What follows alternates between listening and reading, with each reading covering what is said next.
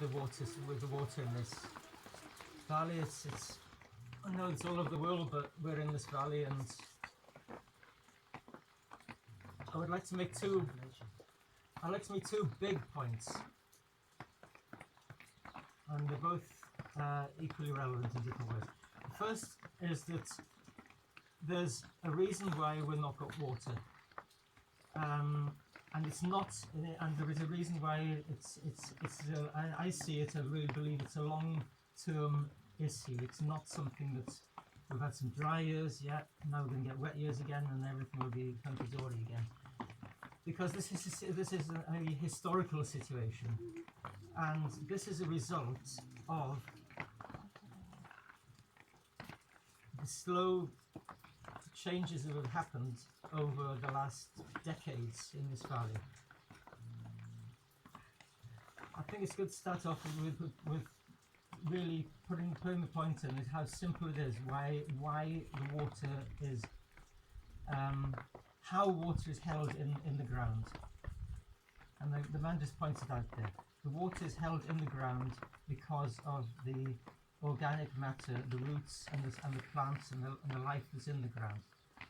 Water is not held in the ground through soil. Soil holds nothing. When it's got organic matter in it, then it starts holding water. Now, going back to 50 years ago, we had a valley here, which is mostly forested. I wasn't here then, but I think we get a picture. People worked the land on the lower slopes. They opened up the trees for grazing animals. Everything in order, taking care of that. There was this, as we've heard, this issue of the wheat campaigns on that, which opened up the land even more. Then there was the issues of people left the land, so they would leave the land, the animals, the grazing animals go, the stuff grows, the brush, the stavish, all the rest of the stuff, the pioneer species which grow. Now when you start getting fires, it destroys with great intensity the remaining forests which used to occupy the land. So because of all these factors together, we're getting from 50 years ago, say, from a soil in the whole catchment area of the Circa Valley, which had organic matter, thick, strong root systems, to slowly happening where there's fires go, there's less water, there's less organic matter generally in the land, so the land has got less capacity to hold water. Now, the long-term trend has nothing to do with global warming or whether you think climate change. It's the fact that the land itself does not anymore have the capacity to hold this water to feed the water. The river is a symptom of what the land is holding. It's what the hillsides are holding. The river is a symptom. That is the end result of what has been held in the land at the end of the summer. Like the wet years or dry years. But I think it's pretty fair to say that with the same amount of rainfall and the same amount of summer heat, the river levels now are considerably less than they were. They had dry periods and wet periods 50 years ago, 30 years ago. And I think it would be a big mistake to think that we're in a sort of annual or several year cycles, and then when the rain comes back, when the rain gets very near, we'll get everything refined again. So we're all digging deeper wells and all blah blah blah, but we have a way which we can make a difference.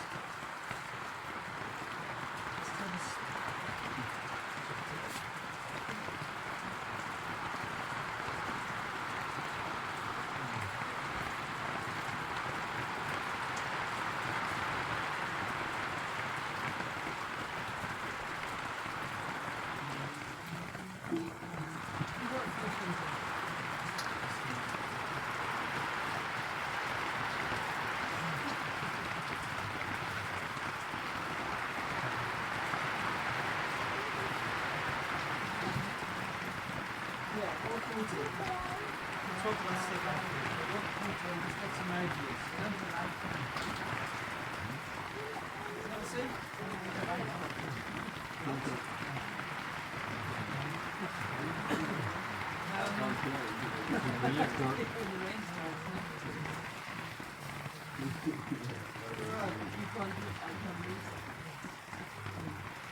I think there's two things. One is giving the conditions for things to grow, and one is things to do planting.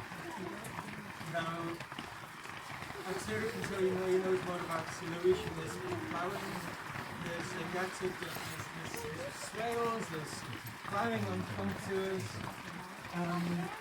There's Fernando, the guy who does the Cortomato. He's got a machine which makes cuts. I gather you can, from what Pedro's telling me, you can make triple or doubles.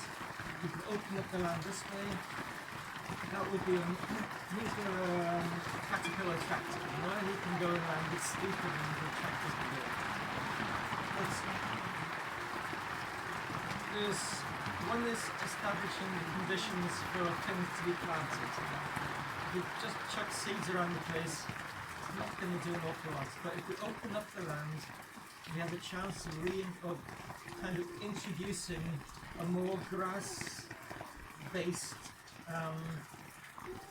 species growing on the land than the natural pioneer species we're getting here, which is the cistus, the stabus, and all the rest of it. The problem with this, with these people, is that the plants now is that they don't have deep roots. They don't have particularly good cover of the ground. If you're looking above, you're seeing a lot of bare ground. They accumulate in biomass every year, which just doesn't rot.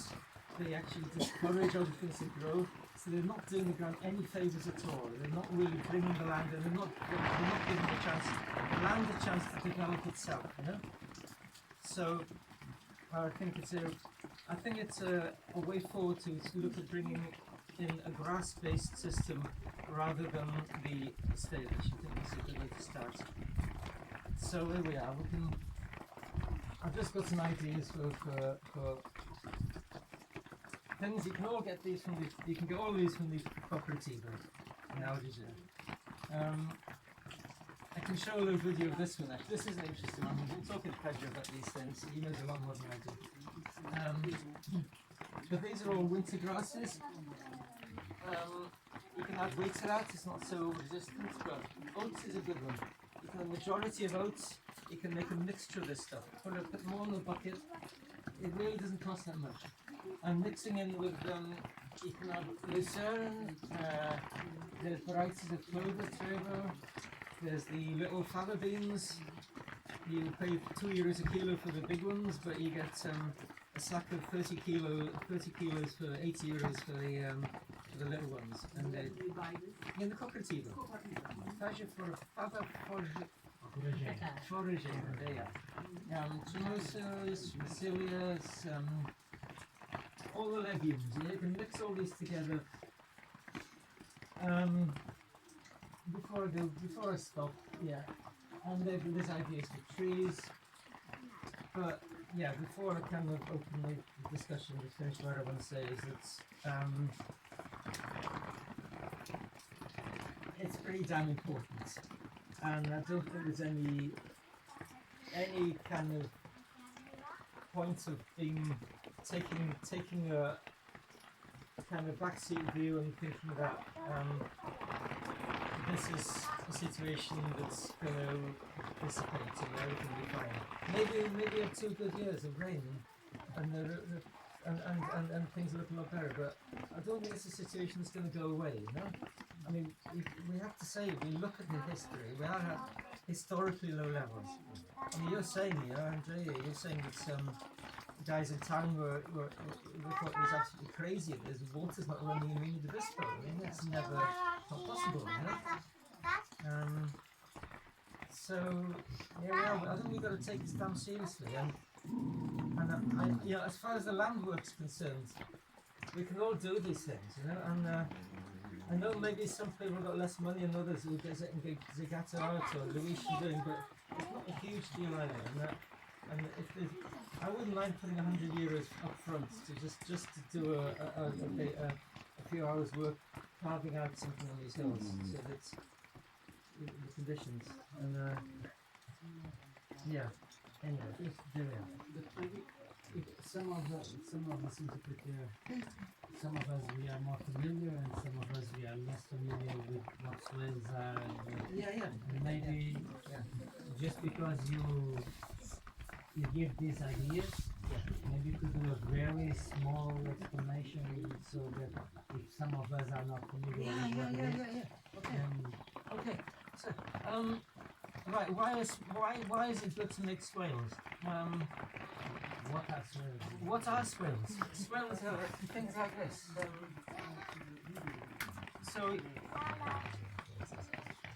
So having a slope like this, where you've got things growing, and then it rains and the stuff sort of tumbles down the ground, and the rain doesn't sink in very much. But more or less, you're not. Regardless of the rain, it's more that there's no organic matter getting a chance to develop. It all kind of shuffles away down the road. You dig a swale, you dig a hole here. So you dig out here and you push it over. So it's all this, you know. And a ploughing, it does a similar thing, and it's, without digging with such a big hole. So it's kind of it's actually a lot more efficient. And the point here that Plowing is more efficient? well, you can get a lot more done in a lot less time. And you can do more plough lines than you can swales. But you already told me that it's mainly important that the swells are very close together. If you make, let's see what they do first. Okay, so here's your organic matter. It rains, and you cut stuff, and there's a lot of stuff lying around, all the leaves and bits. So they always, if falling down the slope, they won't go any further than that. And this way here goes the next one. So they all go down. That's as far as they get. So you're gonna get accumulation of organic matter in these little hollows. This then, especially then, stage 2, you chuck your grass seeds on and your legumes. I've got grass here. So whatever's here is covered. And when it comes to summer, the grass falls down, dies, and you got a cover for the organic matter. Meanwhile, like the guy was saying, you got humus-rich soil stores it, so you got seepage of water down here into the ground. And life in the ground, because not just the organic matter, then you get fungi growing. Opening up the soil, developing soil. So it makes a productive, the opportunity for how do you say, positive feedback, a productive process of soil building. That's the beauty of swales. One thing I would say, which I meant to say about the grasses, which the regular pioneer vegetation doesn't do, is that it's an annual crop.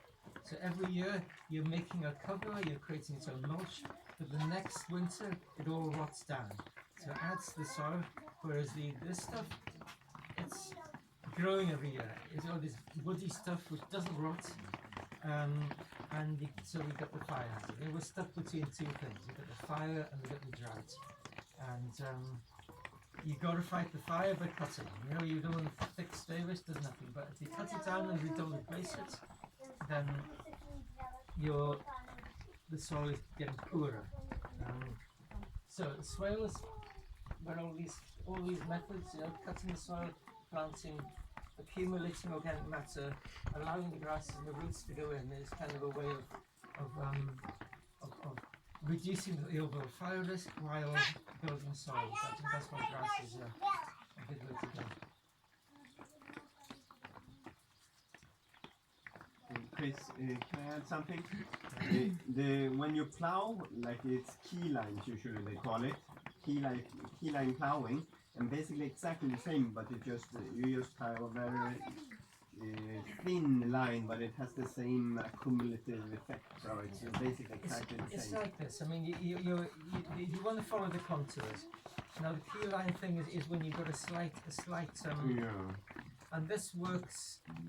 I think it's like it depends on the place. I mean, key lines was an Australian thing, and it basically was used to bring. So instead of having water gushing down a river, it took it sideways over and spread it over the hill. Now this doesn't really apply here because I mean, for example, in this land here, you've got a gully, but it only flows when it's really a lot of rain anyway. So you plow on contour. Plow Exactly. contours, I think, is a lot more applicable here because you know wherever you are, and we're not got rivers running, and even in summer you can't. Even in winter, I mean, when you get the circa flowing in full flow, that's something else can be discussed, the river thing. But there's no way of doing what this key line thing does, which is spreading water over the hills. No. Just briefly to say that the plowing is a more like short-term solution than the swales. The swales is much longer term. The plowing, yeah, brings out also like nutrients and good stuff of the soil out. So it helps the grass maybe to grow, but it's not a very long-term solution. The swales is a much longer-term solution of retaining water than plowing. It's better maybe to plow than to not do anything, but the swales are much more productive in this way. I mean, I would say, yeah, they're longer term for sure. Whether, I think, if we're talking about getting the grasses established, I think it's a good question, you know, because they're short, they won't hold up so much and they won't last as long, you know. But I think opening up the soil and allowing these areas which has this effect is what we're looking for here. Yeah. Because when you say plowing, it's not plowing the whole surface, but it's plowing lines. Yeah. So Like do you want that to would talk about what Luis was saying up there? What's happening? Like in the Cámara Municipal, we all have access to our property maps with a definition that tells us about these counter lines that we have in our land.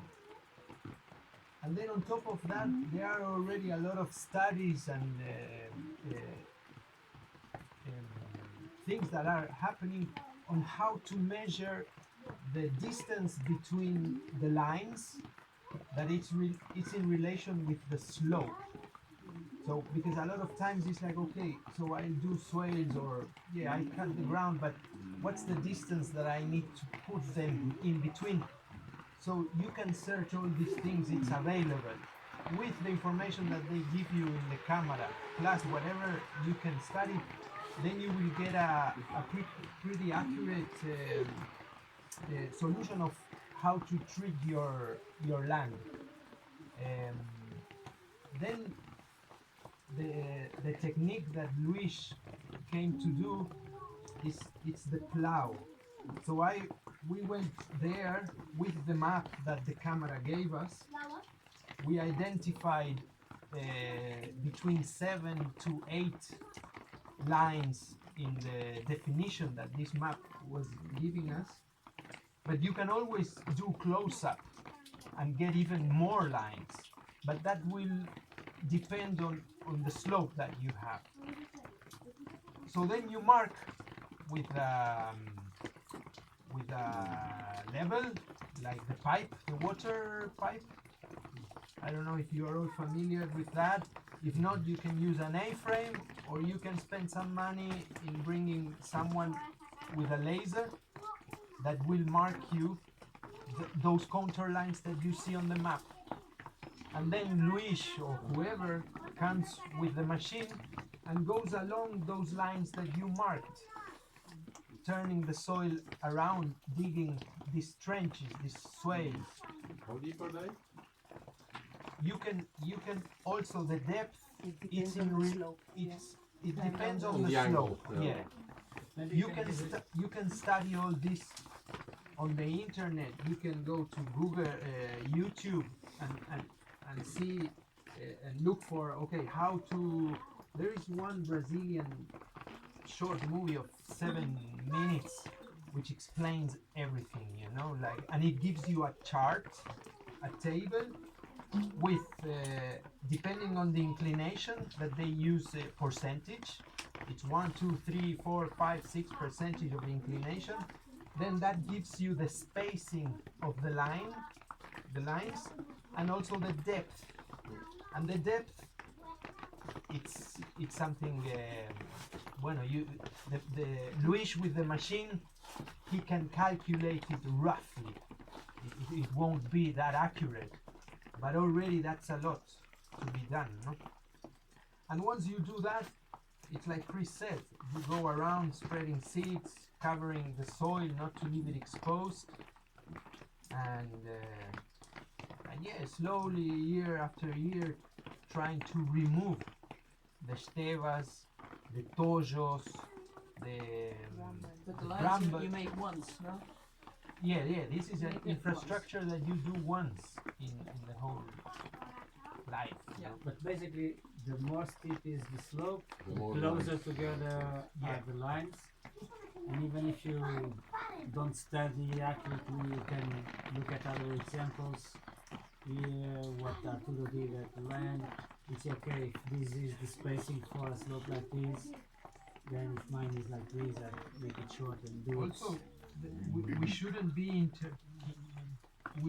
interfering in water lines. You wouldn't cross a water line, you know, where when it rains, water accumulates and starts running off. We wouldn't go there and cutting that to hold more water, you know. From those are the places that naturally water is running through, and then from there you have like also like some kind of percentage of how far you can come to these lines, you know? I thought that was the opposite, that you want to cut the lines as much as possible to take that water and move it out sideways. That's how I. And then you are depriving the rest of the people reaching the water to the river, for example. Oh, for the river, what I meant, maybe if you have a valley in your property, have a small stream, If you then have a you would V like shape, to cut it. if you have this shape, no, and water when it rains accumulates and starts running, Yeah, that it's a water line. yeah, and then you want to use that water to spread it out sideways. But you work on the sides, on the slope on the sides. As I understand it, that's where you want to make your key line, to collect the water from the small waterways and spread it out This is along what the the side. man was saying about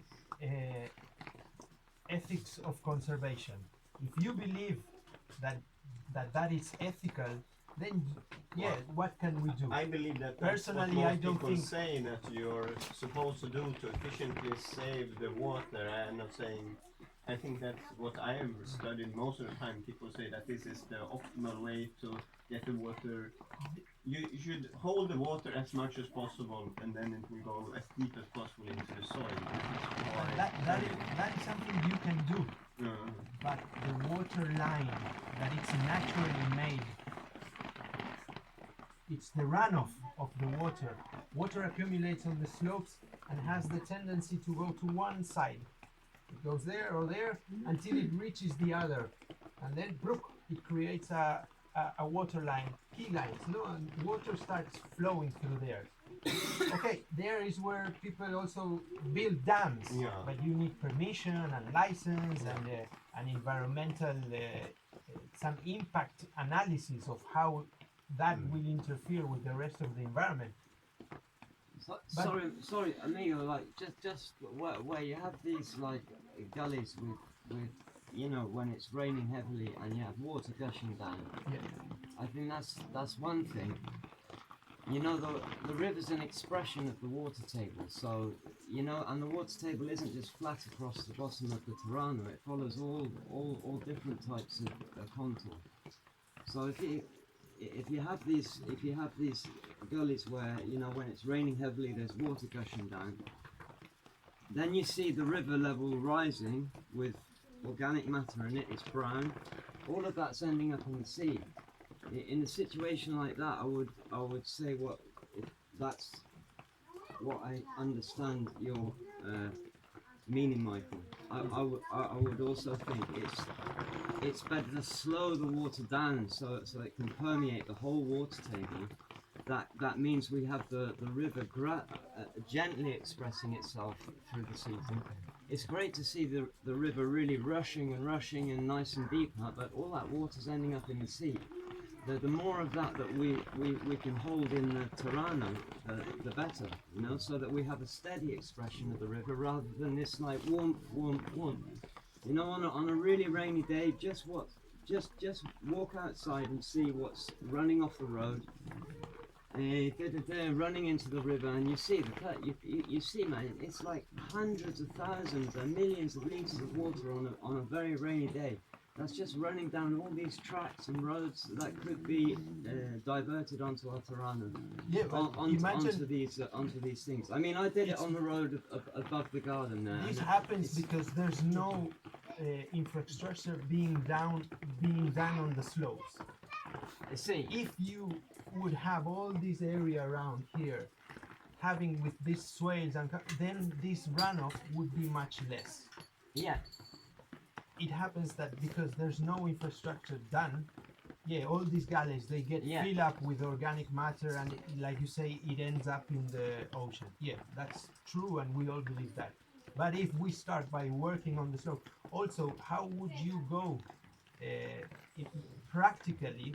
How would you get into these gullies with machinery to try to control? You need like bulldozers and no, because it's steep. Most of them are steep. Well, some are not so steep. Some are just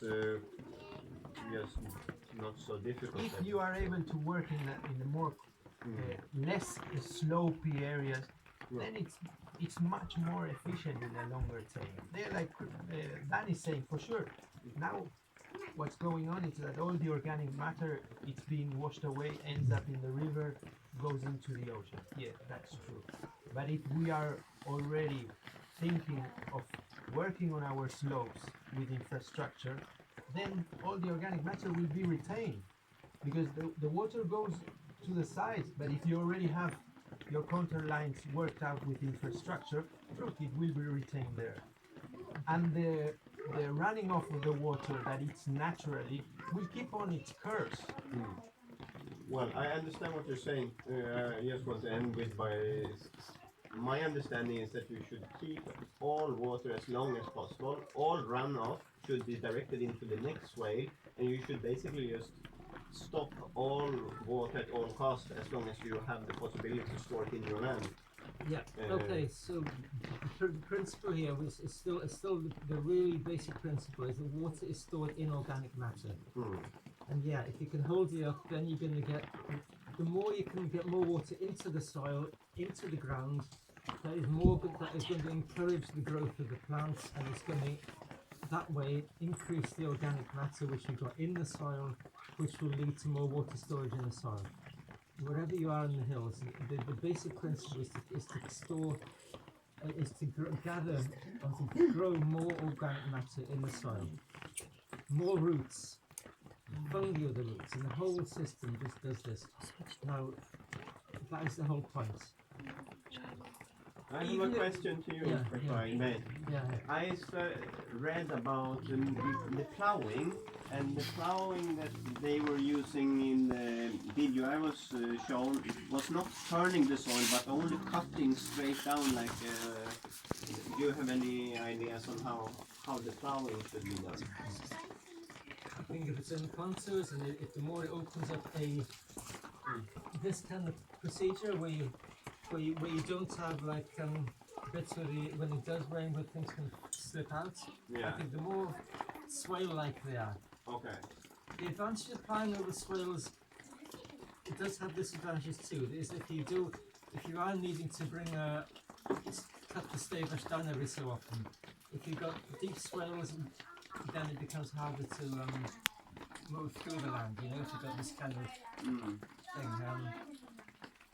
depends, and I cut that down. Yeah, in the movie I saw they had like half a meter, just like knives, just cutting straight down like scars on the. Yeah, I mean, basically, it's opening up the soil. Mm. Heavy clay soil with no roots in it, you know? Mm. And also giving this idea that the infrastructure there where the organic matter is trapped in the next level. It doesn't go anywhere, it only accumulates. The more you can accumulate organic matter, then you've got these points. You've got this 4 months of hard summer. The more you can accumulate, how do you say, concentrations of organic matter with enough stuff to shade it from the sun. Then you got the focuses for the next year and the accumulation. I have a question. Wouldn't it help as well? I mean, in the winter there is plenty of water here. Wouldn't it help to speed up the whole process when if you store in winter time large amount of water, so in the summertime you're able to still bring some water on the land? Yeah. Speeds up the process. Yeah, No? I mean, if they can make 200,000 litre tanks, 300. and that's all, stored up there in the winter, then of course it's And then you can bring it out in the summer so it doesn't dry out completely. Then you can water your bushes and trees, which the next day you don't. Yeah, your grasses are one thing, and the bushes and trees are another thing. But also to store the water in the ground by making swales and making biomatter in the swale, it's the cheapest way to actually store water by doing the swales. You cannot connect to the water and pump it to the other bushes, but it will be there always. So it's said to be the cheapest water storage. Water storage in the soil is the thing, but if you've got extra water and you want to, I've known from, I know from years of experience how hard it is even to keep small oak trees alive in the summer, and some make it, some don't, and a lot don't. But you can just help them along. It's no harm in having a bit of water you can add to the ground in the summer. It's a different thing. It doesn't contradict. Pine trees need some help as well, or should they normally make it? Generally not. No, there's a lot of trees that don't, and I'm a favour for oak trees. But I've really got to, I wouldn't do the same again 10 years ago if I would have the time again. There's all sorts of trees that will grow there. Like these Myosporums don't do anything. Tea trees, the little pines, okay. You don't want a plantation of them, but you can have dotted around. And the cypresses, they're fire resistant as well. But then these things, grow with the seeds. They're fire resistant? Yeah, Okay. nobody really knows why, but they do. It's funny. Just before moving on to Slow down the speed of fire mostly. what's your opinion on the situation about the reshaping of the water lines? In your opinion, is it good to take water out of the water lines if you have swales right to store it, or not? I mean, what they used to do in the old style, they made terraces down these things. And I think it's a fantastic idea. You use the water, you're building up this, you accumulate it, and you can build up a beautiful soil which stays moist because it's got the summer, still got a little bit of summer moisture in there. I guess it probably depends on the terrain. I mean, it's Australian. Not many people will do stone walls anymore. It's something. But it doesn't have to be stone walls. You can Like, still, because you mentioned terraces, but yeah. even if just how far should you bring your swells into the water line? Like Arturo was saying, leave it a bit before. Or like Michael was saying, go all the way in. I think it depends on it. I mean, if you follow the general principle, you're trying to hold the water here as much as you can in the ground.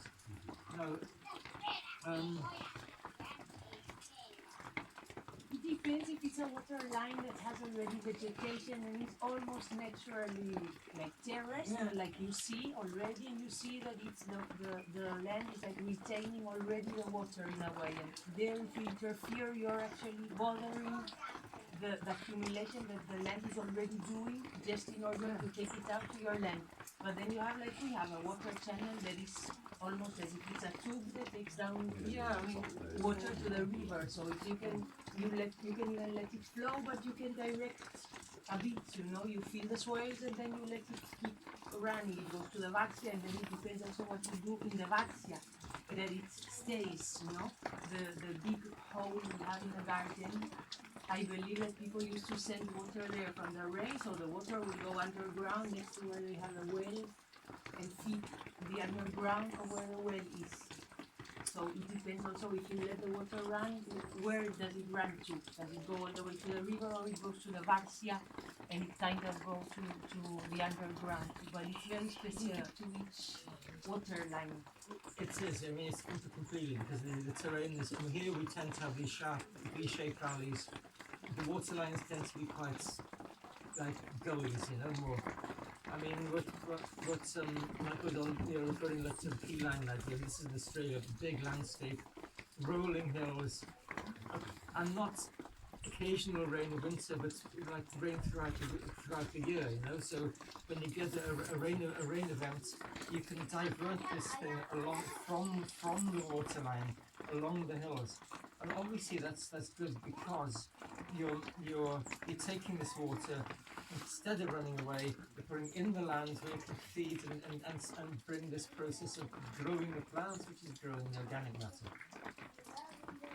And growing the annual grasses is, I love the idea that it's only feeding, it's only accumulating 1 year. Every year this organic matter is cycling into the ground, which is what this sister stuff does quite the opposite. The other thing I want to say is, even if you don't cut the ground at all, even if you don't intervene with the ground, we all got, especially after these beautiful pigs have been all around all summer, we all got bare ground everywhere. Everywhere you see bare ground, you can get your bucket grass seeds and go around chucking them around. Grass seeds and legumes and all that stuff. But we all got land, even for pigs under there.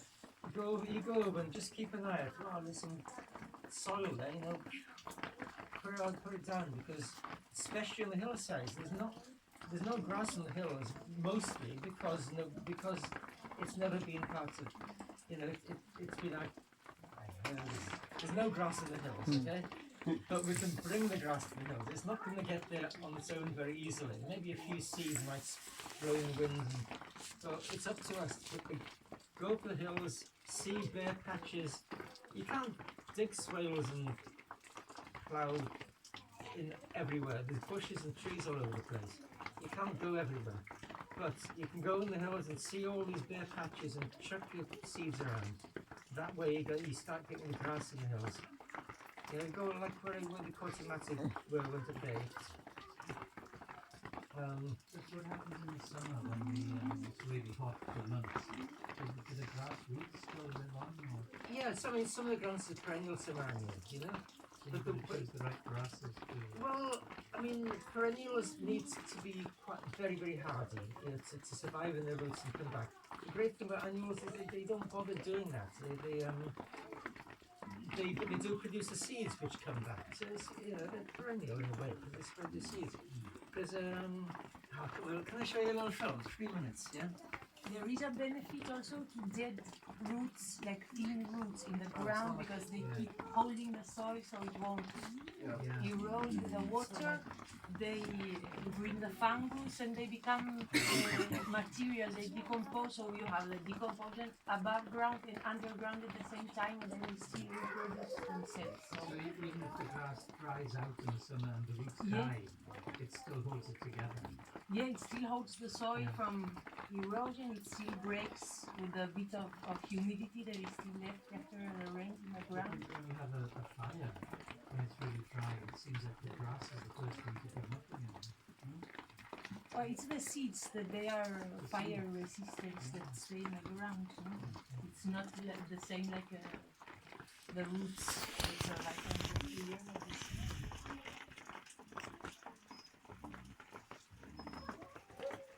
Ben, we want to get live videos.